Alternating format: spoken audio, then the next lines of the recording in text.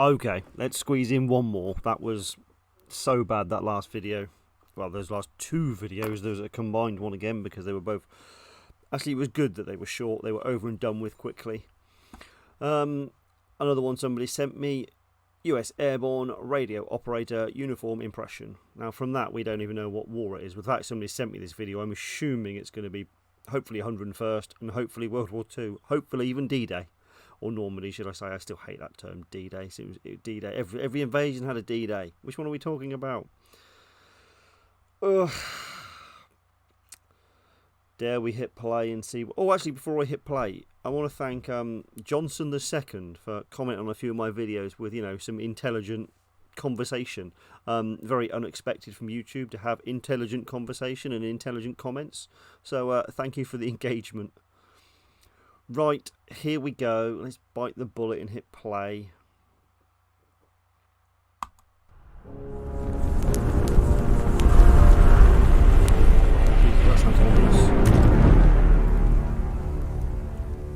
Okay, Neo 035. Bonjour à tous et bienvenue à cette nouvelle vidéo de... Well, I wasn't expecting it to be in French. Okay, he's 101st, 506. Alright, well, I don't know what he's going to say, so we can turn down the volume a bit. Let's see. Oh, and then I look at the background. He's got a parachute scarf. He's got the wrong cap badge again. We seem to be going through a little batch of these. Présentation de l'uniforme.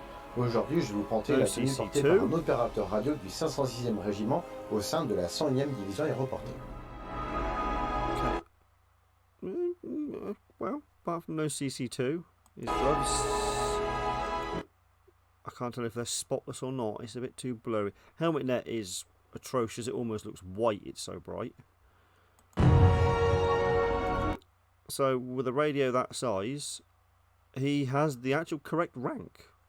Okay, we could get somewhere with this. Oh, then you see things like compasses on pockets. It's awful. It's a wrist compass. Is that his wrist? I mean, maybe chest is wrist in French. I don't know. I don't think so. What's he carrying? Is it a carbine?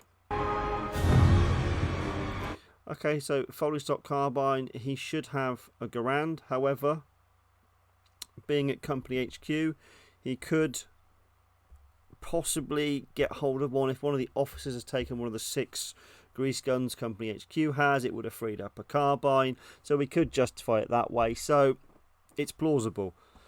No rigger pouches. Here we go. We know he's going to be around here, don't we? In fact, he's there. 1911 mag pouch. No. Okay, but it's going to be a mixed bag, isn't it? So this is going to be good. So this one. Okay, radio's good. The position of the handset was good. Uh-oh, he has to warn us. Oh no. Comme d'habitude, de vous préciser certains points. Tout d'abord, cette vidéo n'est qu'une base qui vous sert. If it is a base for you to construct your uniform, please don't. Yeah, a fair point. Yeah, if you're going to use this as a guide, do not purchase books, magazines, or and don't not do research. Yeah. Also, don't copy exactly what he's done because some of it's wrong, incorrect, unauthentic, whatever you want to say.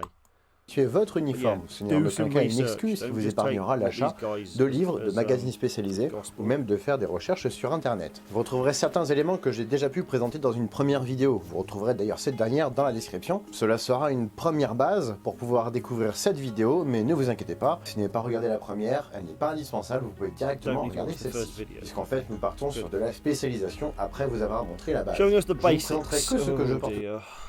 The basics. I mean, CC2. A shirt, they're the basics. Correct cap badge, basic. Sur moi pour vous éviter une vidéo qui durerait 2 heures et vous retrouverez l'intégralité des éléments qui composent l'uniforme que je vous présente dans la description de cette vidéo avec les détails correspondants. Okay, so yeah, it's all the same things that wrong before. In the right place, good. How has he attached 2 grenades in one D-ring? There's something weird going on with those. I don't know how he's done that, but it doesn't make sense. Just like the pose. That helmet really is appalling. Historic. Après vous avoir présenté l'historique de la 100e division aéroportée, nous allons partir un petit peu plus dans les détails avec le 506e régiment et son historique. Le 506e est créé à Kantokoa en Géorgie en 1942. Il est dirigé d'une main de fer par le colonel Robert Sink et l'exercice préféré du colonel était l'ascension du mont Koraï qui donnera ensuite naissance à la devise du régiment, le mont Koraï qui domine le campement. Après avoir lu un article relatant un record du monde de marche décroché par un bataillon japonais, le colonel Sink décida de faire mieux en envoyant ses hommes faire une marche de 220 km de Tokoa jusqu'à Atlanta. Le régiment est ensuite déplacé à Fort Benning pour suivre la formation de parachutisme où ils pourront décrocher leurs ailes. Ils passent ensuite par Camp McCall pour pouvoir faire des manœuvres de combat. En juin 1943, le régiment est intégré à la 101e division aéroportée. So he knows a good accurate history of the unit, but then doesn't wear a shirt. Pour préparer l'invasion de l'Europe. Le régiment est composé de chacun 3 bataillons avec 3 compagnies chacun, à savoir Abel Baker Charlie pour le 1er bataillon, Doug Easy Fox pour le 2e bataillon, et George, Howe et Ike pour le 3e bataillon. L'opération Albany a eu lieu dans la nuit du 5 au 6 juin, durant donc l'opération Overlord, et l'objectif de la 101e division aéroportée était de pouvoir préparer le terrain pour les troupes qui allaient débarquer sur la plage d'Utah. La drop zone pour le 506e était censée se situer entre Yesville et Sainte-Marie-du-Mont, mais les tirs de la flaque dispersent les C-47, éparpillant les paras tout autour de la zone. Après un rassemblement difficile, les premiers objectifs étaient prendre les ponts de la Douve, sécuriser les accès à la plage et enfin empêcher le renfort allemand. Le manoir de Brécourt fut ensuite un objectif donné à la Easy Company du lieutenant Winters. Is he gonna quote Band of Brothers? I mean, here is the ideal opportunity if he's going to. I have my fingers crossed he's not. Car l'artillerie de marine n'arrivait pas à localiser des canons qui pilonnaient les plages du débarquement. Actually, that position, that picture of the gun was Holdy battery. Oh, I don't think he's going to. L'objectif suivant sera la prise de 40 ans du 10 au 15 juin 1944. Ils font face au 6e régiment de Fallschirmjäger, commandé par von der Heydt. Le 506e est ensuite renvoyé en Angleterre pour repos et réorganisation, puisque sur les 2000 paras qui ont été parachutés, nous avions 231 tués, 183 portés disparus ou prisonniers et 569 décès. En gros, si vous étiez dans le 506e régiment au moment du débarquement, vous aviez une chance sur... Okay, that's good information that people can easily remember, that other reenactors can remember. 1 in 4 chance of being injured, 1 in 5 chance of being killed or captured. Anybody should be able to remember that. Should. I mean, I wouldn't, because that's meaningless to me, but yeah, that's a nice bit of information. 4 de vous faire blesser et une chance sur 5 de vous faire tuer ou capturer. L'opération Market Garden, sous commandement britannique, devait permettre de contourner la ligne Siegfried. Oh. I want to go back to you and your impression. Okay, so something along... What's that? Okay, that was peace being declared. Okay, right, let's hit peace and go for it. En novembre 1945. Le 506 sera des activités de formation entre 1948 et 1954. Elle sera non combattante, bien que conservant la dénomination de parachutiste. Il est à savoir que le colonel Sink était le chef de corps du 506e et qu'il a refusé 2 promotions pour pouvoir rester avec ses hommes, qui surnommèrent ainsi le régiment 505. Selling physical products is not the best way of making money on Amazon in 2021. Now, yes, that model does work. Bloody Amazon.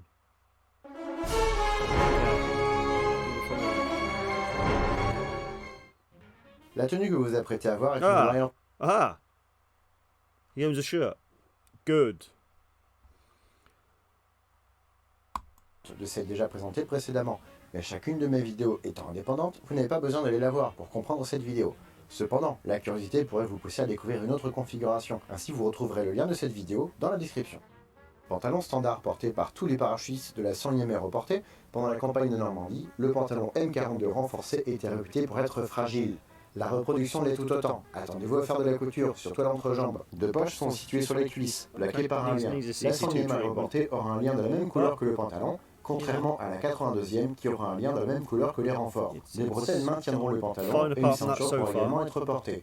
Le pantalon sera blousé par-dessus les chaussures. Yes, you can just have a Les bottes de saut Corcoran étaient destinées aux troupes d'élite de l'US Army. Elles furent utilisées sans exception par tous les parachutistes lors de la campagne de Normandie. Elles furent remplacées par les buckle boots à partir de l'été 1944, mais de nombreux paras ont décidé de garder leurs bottes. Elles sont dotées de 11 à 13 œillets, sont réalisées en cuir lisse avec une semelle en caoutchouc et pourront avoir des lacets de différentes natures. Et certains paras utiliseront même de la suspente de parachute. Attention à bien fixer vos lacets contre la botte pour éviter de vous accrocher dans les branches. L'idéal est de faire le tour du mollet à vos lacets avant de les nouer. The idea is to go around the calf. Well, that's not really the idea. They're just bootlaces. Just do them up how you want. What's this? Contrairement à ce qui a été fait ici. La chemise M37 couleur kaki, aussi surnommée chemise moutarde, est réalisée en coton et en laine. C'est pour cela qu'elle peut gratter, bien qu'on s'y habitue vite. Elle est dotée de 2 poches de poitrine destinées à emporter des papiers d'identité, de l'argent ou tout simplement son portefeuille. La coupe des chemises moutardes ne correspond pas à celle de nos chemises actuelles. Méfiez-vous donc de la longueur, qui sera plus importante que les chemises de maintenant. Yeah, it's a valid point that all these clothes we now wear aren't the modern style, and you don't wear them the same way. Like trousers should not be, on your hips. They're worn much further up. Like the Simon Cowell sort of, they're really high up, and that's how they should be worn. If you don't wear them like that, they look wrong, and you wonder why that you've got this big baggy sort of crotch that just, you could fit a small toddler in there. Votre taille en fonction du tour de poitrine, du tour de cou et de la longueur des bras. Cela vous évitera d'être désagréablement surpris à la réception. Par-dessus, nous allons rajouter 2 dog tags permettant de préciser le nom, le matricule du soldat ainsi que son groupe sanguin. La veste M42 vient compléter le pantalon précédemment présenté. Elle est réalisée en toile beige avec des renforts kaki au coude et sous les poches inférieures. N'hésitez pas à remplir vos poches pour éviter qu'elles paraissent trop plates, même pour de l'airsoft. Le foulard sera un bout de parachute coupé, customisation que certains para-US ont pu faire après les parachutages en Normandie. Une boussole de poignet sera placée sur la poche, de manière à être accessible rapidement. Et nous remarquerons sur les manches de notre soldat qu'il est technicien 4e grade ou T4. L'insigne de la 100e reportée se retrouvera sur le bras gauche à 1,27 cm de la couture. And this whole thing about, it's exactly 1 finger or 2 finger or exactly 1 point, whatever he said, centimeters, just fucking nonsense. Look at the photographs, the variation that they're worn. Some of them aren't level. There's gaps between the tab and the actual chicken patch. Yeah. You put it where you think it goes, as long as it's on the right arm, and actually up here, not on the cuff or something ludicrous. Just look at the variation from the original pictures of the guys where they put them. This whole 1 finger, 2 finger nonsense, fuck me, just utter bollocks. C'est en 1941 que le casque M1 fit son apparition, pour venir remplacer le casque modèle 17A1, ressemblant au casque britannique. Composé d'une bombe en acier au manganèse, that helmet really is appalling. Taille unique ainsi que d'un sous-casque ou liner qui fut à taille fixe puis réglable, réalisé en carton puis en résine. C'est en 1942 que le... Why turn around and show this fucking monstrosity? One, only idiots would put a cricket on this strap. But then to have it tied around the back of your head, how clever are you going to look doing that? I mean, this all comes from that one helmet that you see in MDT's book, American Paratrooper helmets. There's that one helmet that's got that taped to the thing, and they're starting to appear everywhere. People are just doing that, and it's just stupid. Why? And then he has a follow me luminous disc. Why would you follow him? He's a radio operator. What does he know about anything? He's not a leader. I'm also not convinced about the NCO stripe. I don't think T5s wore, because it's not a combat rank. I'm not certain if a T4 would have it. I don't believe so, but I'm not going to say for certain he shouldn't. So I would advise not to, but I don't know.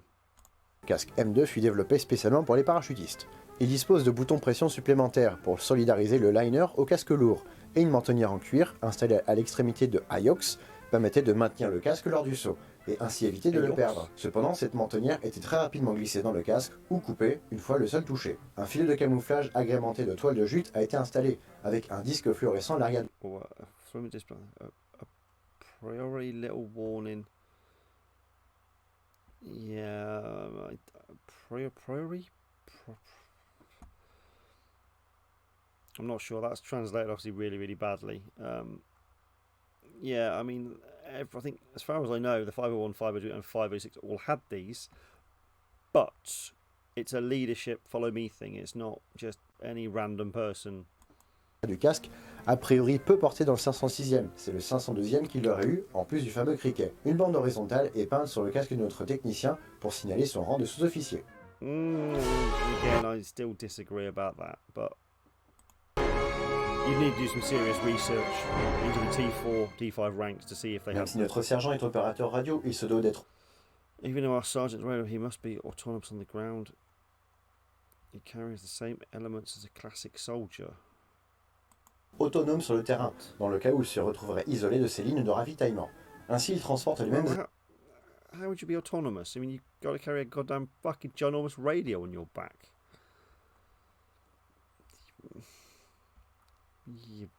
Éléments qu'un soldat classique.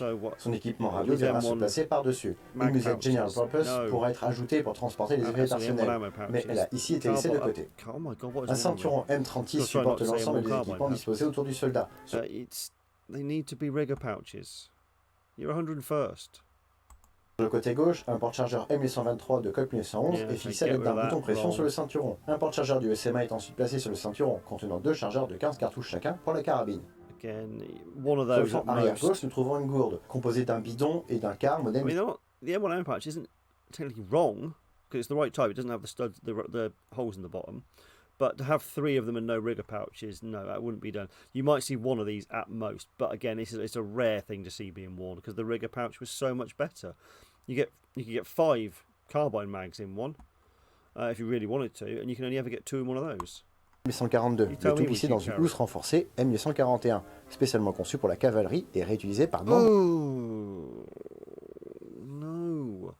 Oh, sorry, reused by. I thought he was saying it was a special para one. That's fine. Pour 2 paras, le TE33 pour Tool Equipment est composé d'un étui en cuir CS34 qui comprend une pince L13 et un couteau TL29 qui peuvent être utilisés par le génie, mais aussi par les opérateurs radio qui peuvent avoir à réparer des câbles sur le terrain. Un nouveau porte-chargeur du SM1 se retrouve à l'arrière du breulage, pas l'endroit le plus pratique, mais il n'y a pas de place ailleurs. Le breulage M36 permet de soutenir l'ensemble de l'équipement et des bandes de feutre sont ajoutées sur les épaules pour éviter la douleur. Une pelle pliante M143 est glissée dans un étui situé sur le côté droit du ceinturon. Elle est glissée dans un étui du premier type. Un dernier porte-chargeur pour carabine USM1 placé devant avec un seul chargeur, l'autre est engagé dans la carabine. Un holster M1116 est présent sur le côté droit, dans lequel est glissé un Colt 1911 A1, ici de la marque KWC 100e anniversaire édition 2017. Vous retrouverez le lien de la review dans la description de cette vidéo. Le Colt 1911 A1 était l'arme réglementaire de l'armée US et les paras pouvaient l'avoir.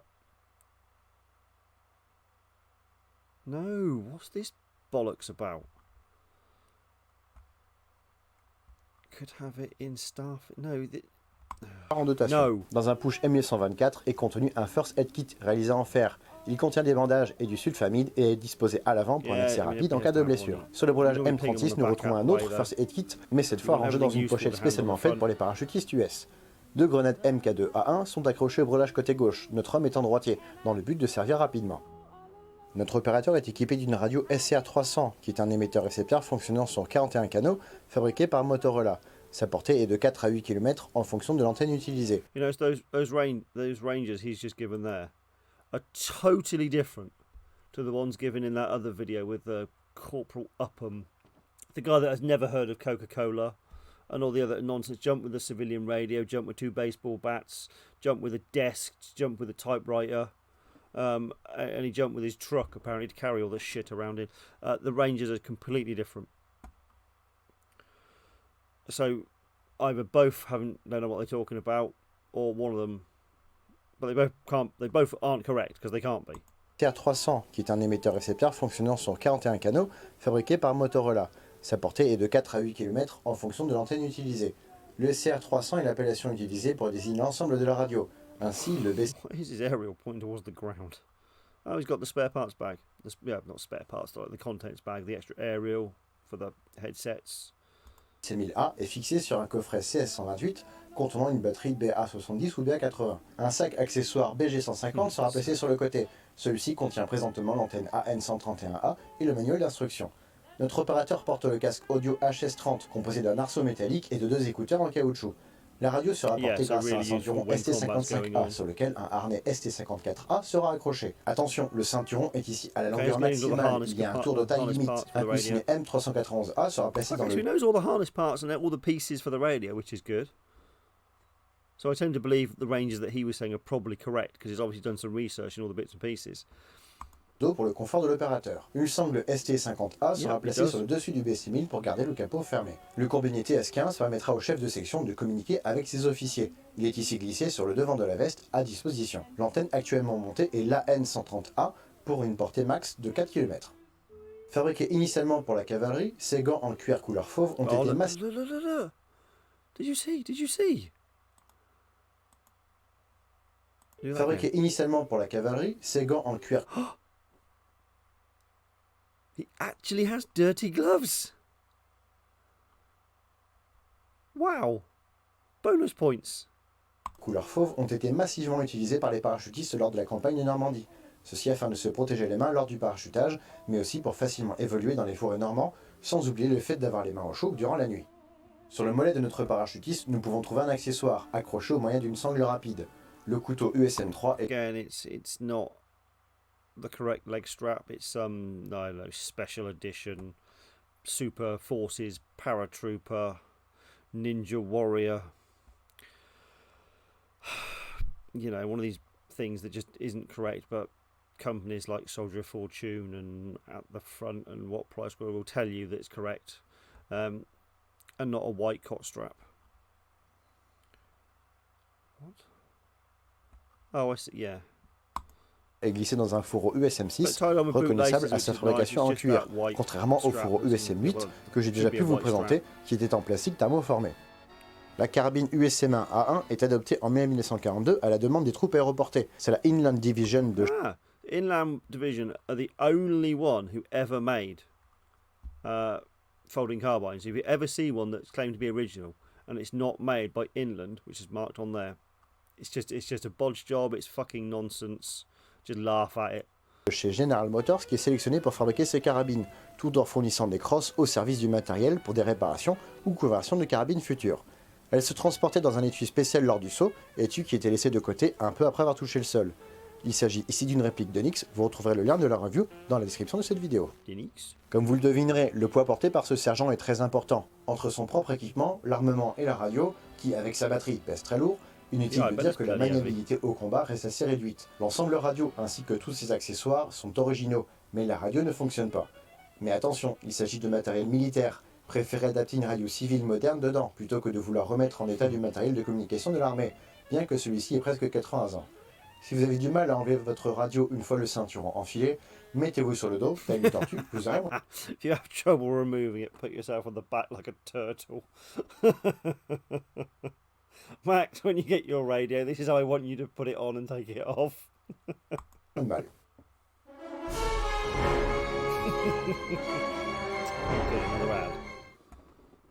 The new 888 poker experience. Over Sharp.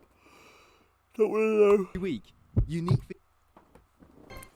Équipement porté par l'élite des troupes US. Les bottes de saut étaient perçues dans l'équipement des parachutistes américains dès leur création en 1942. Elles disposent de 11 à 13 paires d'œillets et un long lacet en cuir vient les fermer. Il était également courant de retrouver de la suspente de parachute pour fermer l'ensemble. Corcoran était le fabricant le plus connu, car le plus important de l'époque. Il fabrique encore des bottes de saut à l'heure actuelle, dont vous voyez ici une paire. They're just a boot manufacturer. There was loads of boot manufacturers. I don't know how, because Corcoran made them for many years afterwards. It's the one that everybody knows, and then they made the same ones again, so the reenactors know the name. They're no more important than the rest of them. You haven't heard of the other ones because they don't make them anymore. Afin de les assouplir à la réception, je vous conseillerais de prendre un bain chaud en portant vos chaussures, puis de les cirer au cirage Baran marron. Le pantalon M42 renforcé est un pantalon... Oh, where...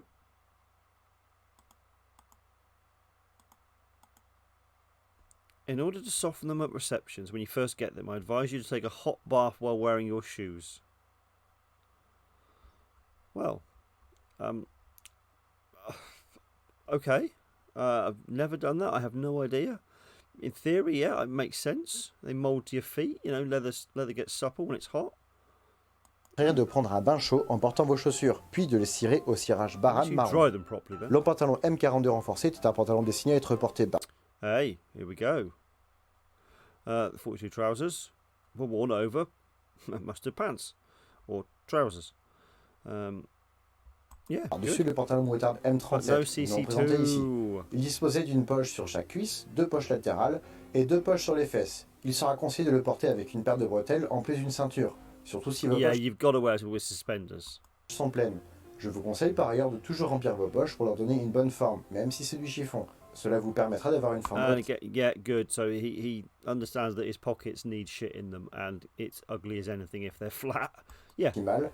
Rien n'est plus moche qu'un pantalon M42 plat. Attention à vous préparer psychologiquement à réparer l'entrejambe, celui-ci n'est pas solide. La chemise moutarde M37 venait en complément du pantalon du même nom. Elle se ferme par des boutons sur l'avant, elle comporte 2... The shirt has 2 pockets on the chest and the dog tags are worn over around the neck. No. Why would you wear your dog tags over the shirt? What's this bullshit?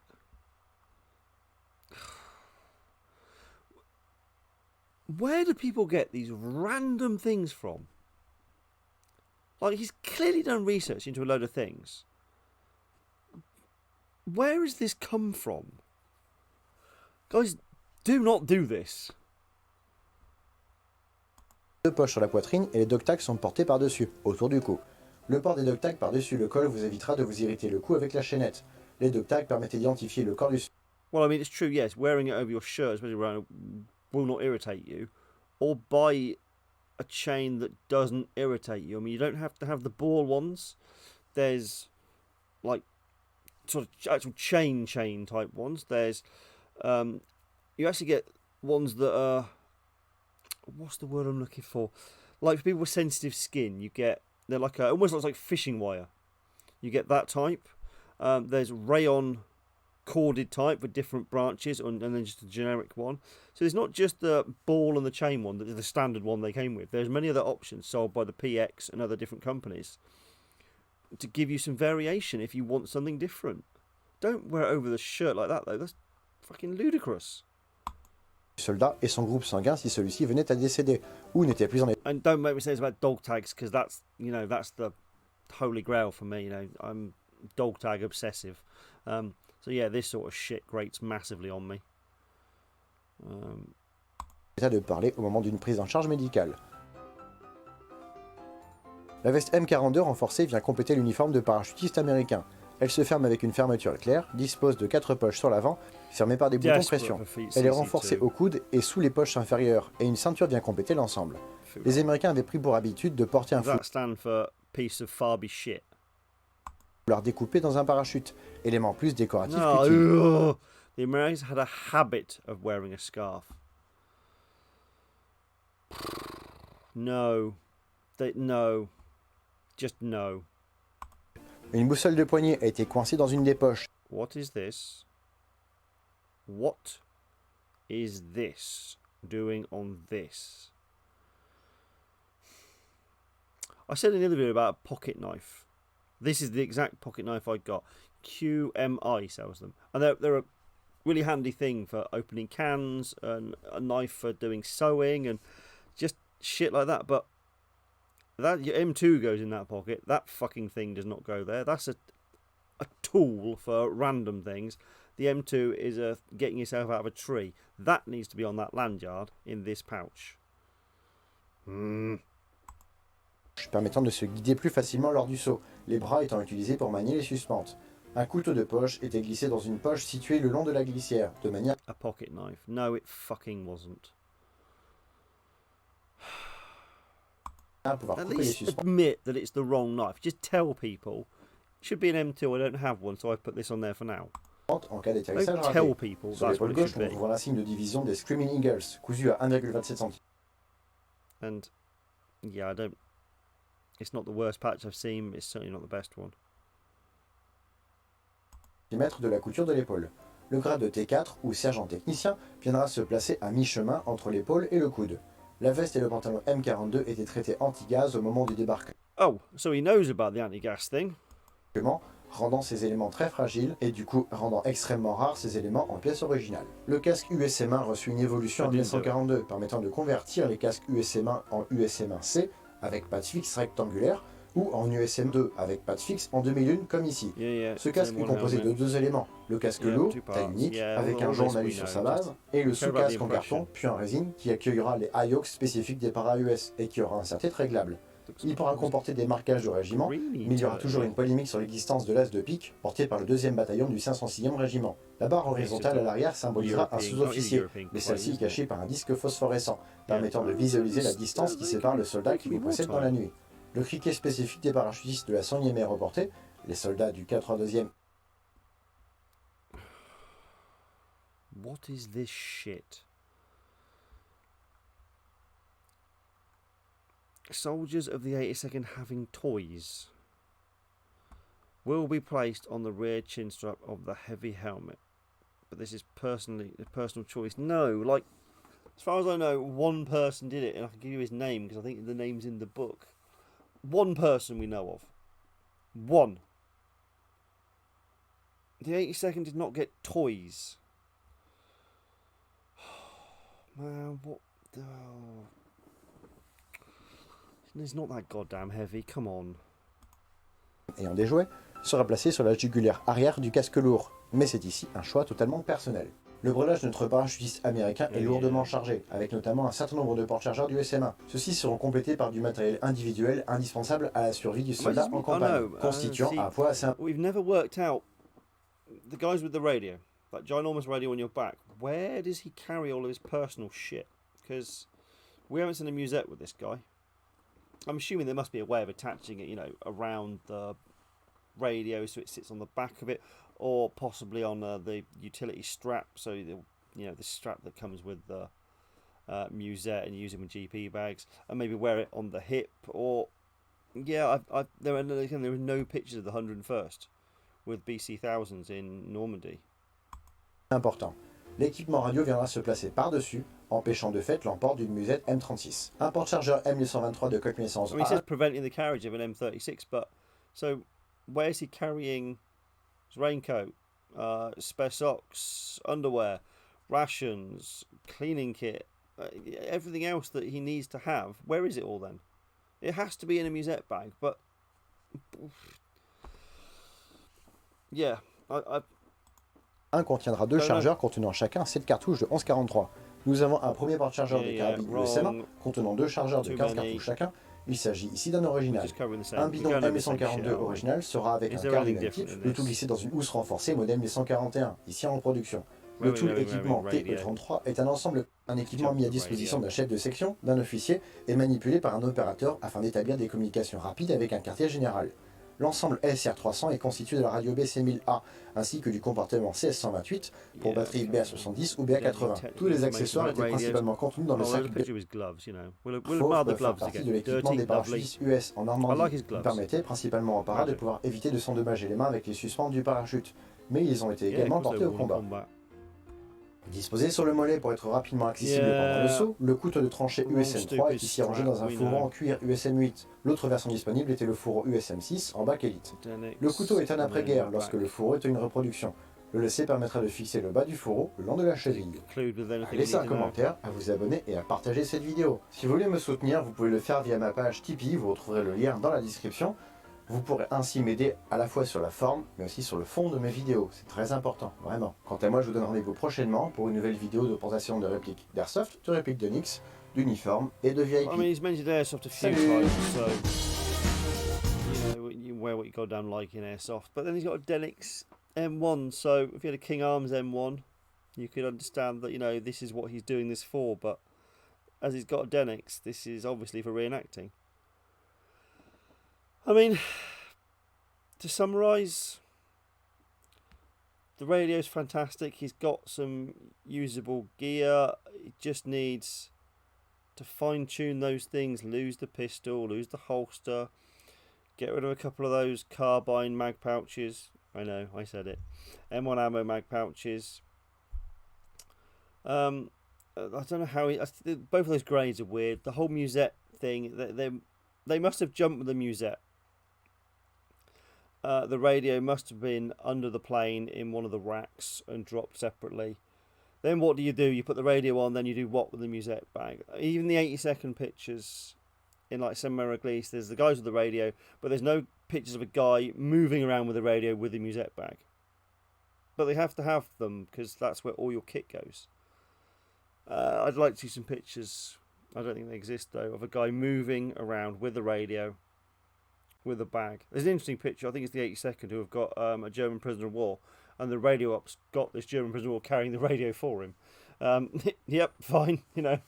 I don't know how well that comes under the Geneva Convention, but, you know, needs must. So it's not the worst impression. It could be tidied up very easily. You know, it's a damn sight better than the lot we've seen, put it that way. Okay, enough ranting. What was that? 35 minutes? Whoa, we've gone up a long one. Okay, that's definitely enough from me then. Apologies that was a bit longer and a bit repetitive, but his video went round in circles, so there's not much I can do about that. Okay guys, until next time.